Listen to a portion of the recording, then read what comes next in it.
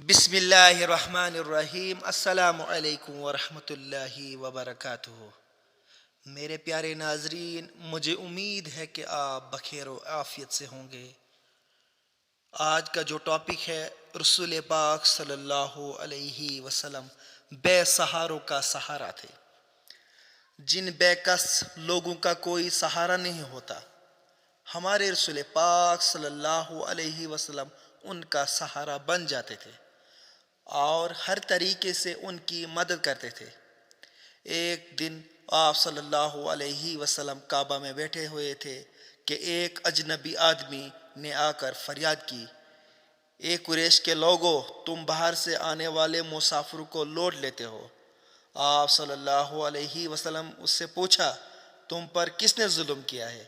اس نے کہا، میں 3 بہت عمدہ اونٹ بیچنے کے لیے لایا تھا، مگر ابو جہل ان کو بہت کم قیمت پر خریدنا چاہتا ہے اور کسی دوسرے کو اس سے زیادہ قیمت نہیں لگانے دیتا۔ آپ صلی اللہ علیہ وسلم نے پوچھا، تم ان اونٹوں کی کیا قیمت لینا چاہتے ہو؟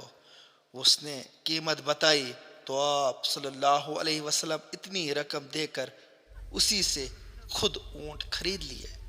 ابو جہل وہیں موجود تھا۔ آپ صلی اللہ علیہ وسلم نے اس سے فرمایا، تم نے اس غریب دیہاتی سے جو حرکت کی ہے، آئندہ کبھی ایسی حرکت کی تو تمہارے لیے اچھا نہ ہوگا۔